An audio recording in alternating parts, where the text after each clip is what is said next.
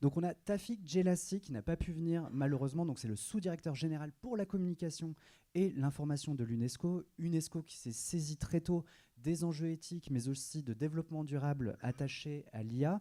Mais il n'a pas pu venir, mais il nous a laissé une petite vidéo que je vous propose de regarder ensemble. Ça dure 15-20 minutes, je crois.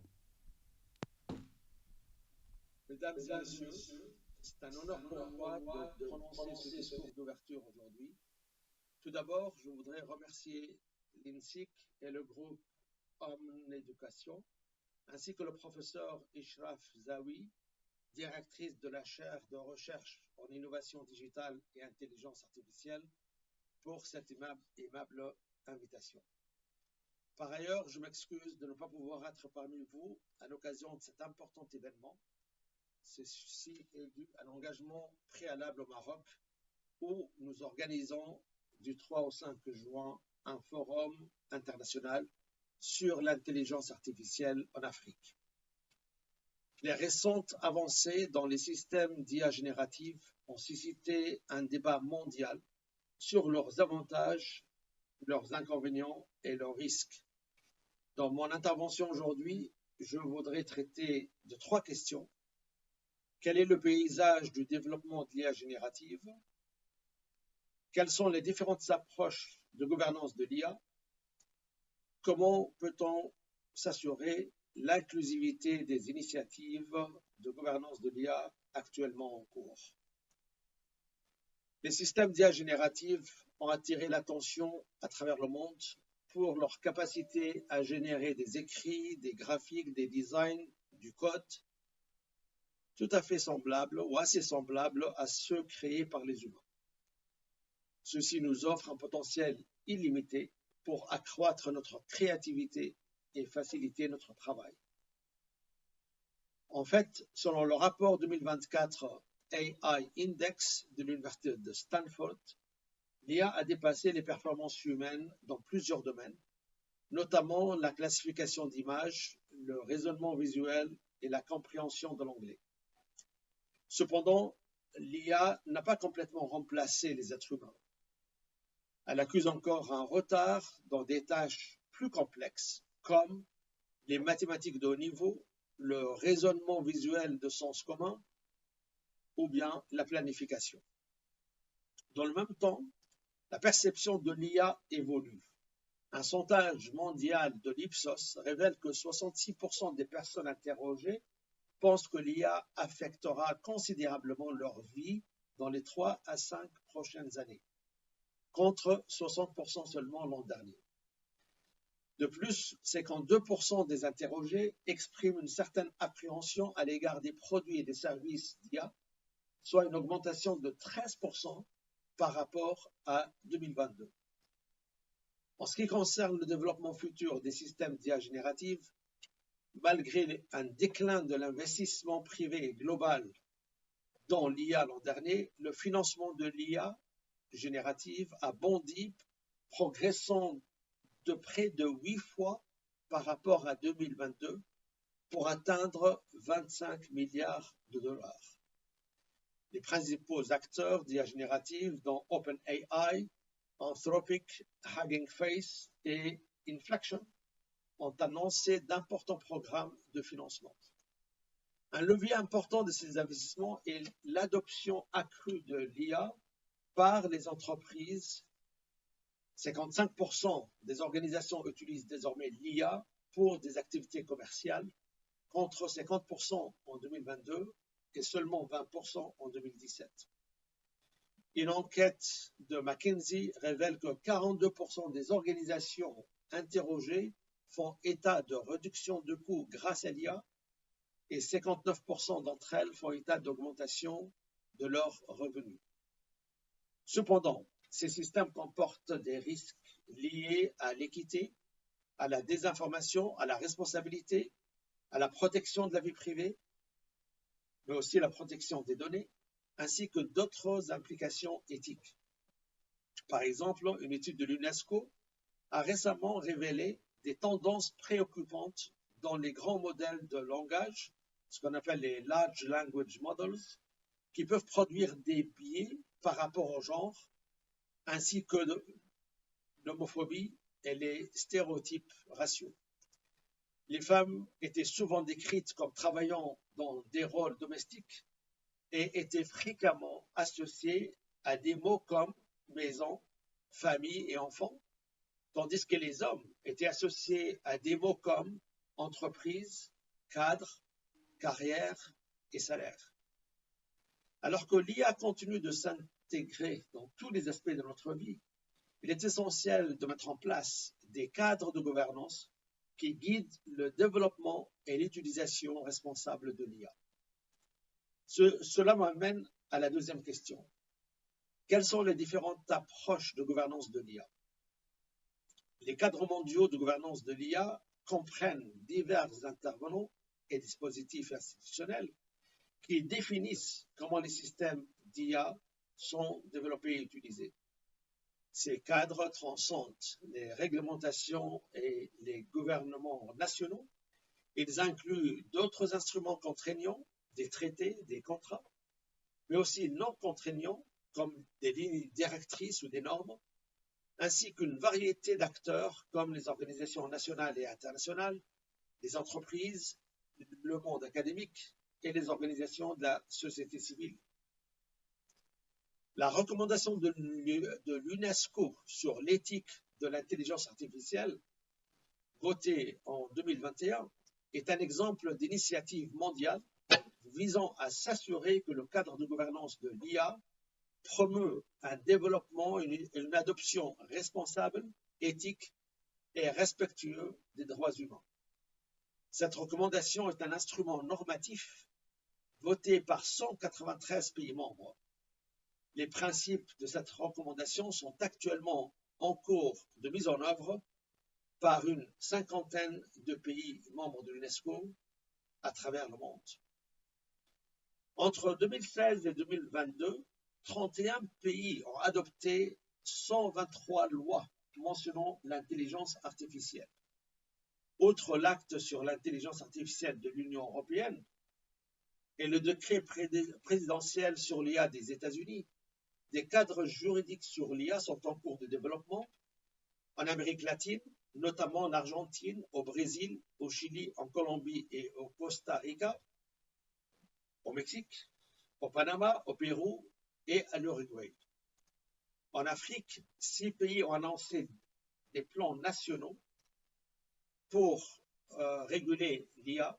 Il s'agit de l'Égypte, du Ghana, du Kenya, du Nigeria, de l'Ouganda et du Zimbabwe. De plus, l'Union africaine a récemment publié un plan directeur de la réglementation de l'IA pour les pays africains. L'UNESCO, d'ailleurs, soutient actuellement l'Union africaine dans l'élaboration de sa stratégie continentale sur l'intelligence artificielle. Il est important de noter qu'une approche unique ne convient pas à la gouvernance de l'IA à travers le monde, mais que différentes approches peuvent être combinées pour réglementer l'intelligence artificielle. D'ailleurs, la plupart des réglementations actuelles sur l'IA combinent plusieurs approches. Je vais brièvement présenter 7 approches réglementaires distinctes pour l'IA, mais il est essentiel de comprendre que ces approches ne sont pas mutuellement exclusives et peuvent être, peut-être devraient être utilisées en diverses combinaisons. Premièrement, l'approche fondée sur les principes. Cette approche réglementaire offre aux parties prenantes des orientations pour le développement et l'utilisation des systèmes d'IA conformément à des processus éthiques responsables, centrés sur l'humain et respectueux des droits humains. Un exemple est la recommandation sur l'éthique de l'IA de l'UNESCO. C'est un instrument international qui promeut les principes d'IA pertinents pour toutes les parties prenantes. La réglementation sur l'IA uniquement fondée sur les principes n'impose pas d'obligations ou de limitations spécifiques aux organismes publics, aux organisations privées ou aux personnes, ni des conséquences spécifiques en cas de non-conformité.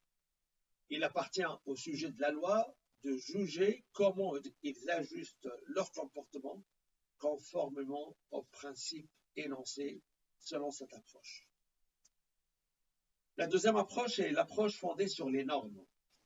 Cette approche délègue totalement ou partiellement les pouvoirs réglementaires de l'État aux entités réglementées en permettant aux organisations privées de s'auto-réglementer ou s'auto-réguler par des processus d'élaboration de normes. En d'autres termes, cette approche permet aux organisations professionnelles et industrielles de définir les normes qui devraient régir les processus et les activités associées au cycle de vie d'un système basé sur l'IA. La troisième approche, on appelle ça les cadres réglementaires agiles, en anglais Regulatory Sandboxes. Ces cadres ont été mis en œuvre pour générer des régimes réglementaires flexibles dans divers secteurs économiques comme les télécommunications et la finance, ainsi que pour des législations transversales comme les lois sur la protection des données et la vie privée. Plus récemment, cette approche a été également envisagée pour la réglementation de l'IA. Quatrièmement, l'adaptation de règles existantes. Certaines juridictions ont préféré adapter les règles sectorielles existantes, par exemple dans le domaine de la santé, de la finance, de l'éducation, de la justice, et adapter aussi les règles transversales comme les codes pénaux, la loi sur la protection des données ou les lois du travail, plutôt que d'émettre de nouvelles lois spécifiques à l'IA. Cinquièmement, l'approche fondée sur les risques. Cette approche vise à hiérarchiser les actions réglementaires conformément à une évaluation des risques que les parties présenteront pour la réalisation des objectifs de l'organisme de réglementation. Cette approche réglementaire a été mise en œuvre dans différents secteurs, notamment l'environnement, la fiscalité, la sécurité alimentaire, les catastrophes naturelles et la protection des consommateurs. Par exemple, l'acte sur l'IA de l'Union européenne établit des obligations basées sur différents niveaux de risque. Risque inacceptable, élevé, systémique, limité et risques minimaux. La sixième approche est fondée sur les droits. Elle part du principe que les défaillances du marché ne sont pas les seules raisons de réglementer, mais que la réglementation se justifie également pour protéger les droits, promouvoir la justice et poursuivre des objectifs sociaux. Elle vise à établir des règles obligatoires et protège et promeuvent les droits, y compris les droits humains et d'autres droits économiques ou sociaux tout au long du cycle de vie d'un système basé sur l'IA. La septième approche est l'approche prescriptive. Cette approche consiste à imposer des normes de conduite obligatoires soutenues par des sanctions pénales. Dans cette approche réglementaire, la force de la loi est utilisée pour interdire certaines formes de conduite, pour exiger certaines actions positives ou pour fixer les conditions d'entrée dans un secteur. Ces différentes approches que je viens de présenter constituent la boîte à outils de la gouvernance de l'IA. Cependant, un défi majeur est d'assurer l'inclusivité des initiatives de gouvernance de l'intelligence artificielle et l'adhésion des parties prenantes. L'UNESCO a élaboré des orientations sur le développement multisectoriel de l'IA et a proposé 10 éléments constitutifs pour une conception inclusive des politiques. Nous pensons que les décideurs devraient prendre en compte ces 10 éléments lors de la conception et la mise en œuvre d'une politique sur l'intelligence artificielle. Ces éléments couvrent 3 phases: la définition de l'ordre du jour, la rédaction de la politique et la mise en œuvre de cette politique et son évaluation. Je voudrais les détailler brièvement. Pour la phase définition de l'ordre du jour, les éléments sont 1. Sensibilisation. Il est crucial de sensibiliser sur l'impact de l'IA sur la société. Le public ne peut contribuer efficacement à une politique sur l'IA sans en comprendre les impacts et les limites. Deuxième élément, définition commune. Convenir d'une définition commune de l'IA à utiliser, le processus politique. Cela assure la clarté et la cohérence des discussions et de la documentation. Troisième élément, établir un groupe d'experts pour déterminer le paysage national de l'IA. Et ce groupe doit être représentatif et inclusif, garantissant que toutes les voix soient bien entendues. Quatrième élément, définir clairement les différentes étapes du processus politique multisectoriel de l'IA. Cette transparence garantit que chacun sait comment ses contributions seront intégrées. La deuxième phase concerne la rédaction de la politique de réglementation ou de gouvernance de l'IA. Là, le cinquième élément concerne la mise en place de consultations ouvertes et inclusives pour impliquer les parties prenantes dans la création d'idées, la rédaction, la mise en œuvre et l'examen de la politique. Cette inclusivité garantit que diverses perspectives soient prises en compte. Sixième élément, la prise en compte des commentaires. Il doit y avoir un engagement fort et un processus clair pour intégrer les commentaires des divers participants. Septième élément, la politique sur l'IA doit être agile et réactive aux besoins évolutifs. Une approche flexible atténue de nombreux risques liés à la mise en œuvre. Huitième élément, élaborer la politique en se référant constamment aux droits humains, à la protection des données et aux lignes directrices éthiques. Assurer le respect ainsi que la protection et la promotion de la dignité humaine et des droits humains. Et ceci doit toujours être une priorité.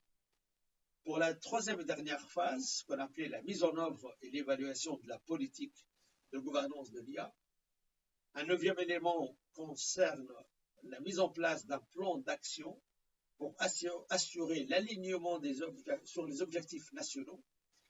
Cela garantit que la stratégie soit opérationnelle et soit axée sur les objectifs à atteindre.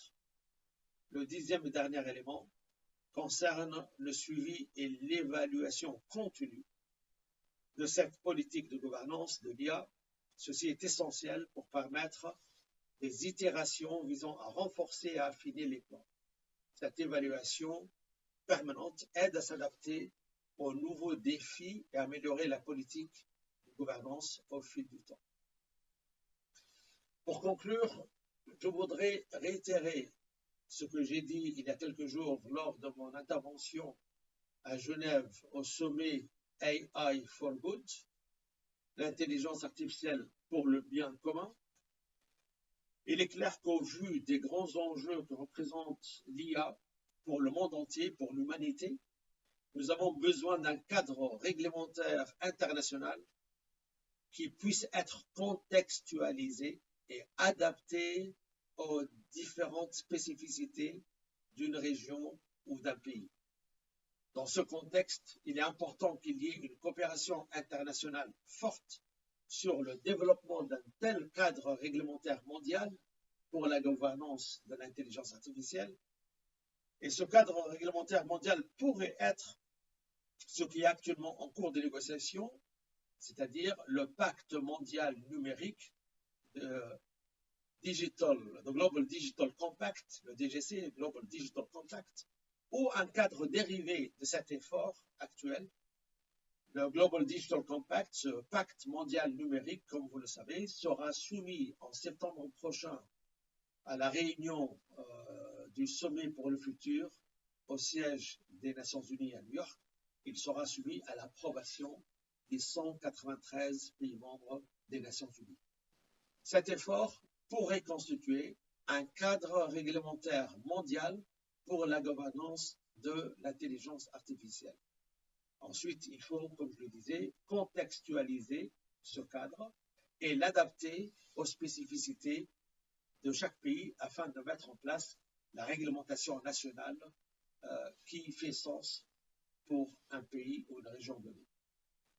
J'espère que cette intervention aujourd'hui contribuer à vos réflexions sur la gouvernance de l'IA ainsi que sur le développement et l'utilisation éthique de cette importante technologie que nous voyons arriver à grands pas et qui présente un fort potentiel. Mais évidemment, il faut qu'on se garde des risques ou des mauvaises utilisations qui peuvent découler de l'IA ou bien de l'intelligence artificielle générative. Je vous souhaite de fructueuses discussions et je vous remercie de votre attention. Eh bien parfait, je pense que si on voulait boucler la journée avec une feuille de route, on a là un bon début, un bon brouillon sur lequel on va pouvoir construire avec tous les intervenants.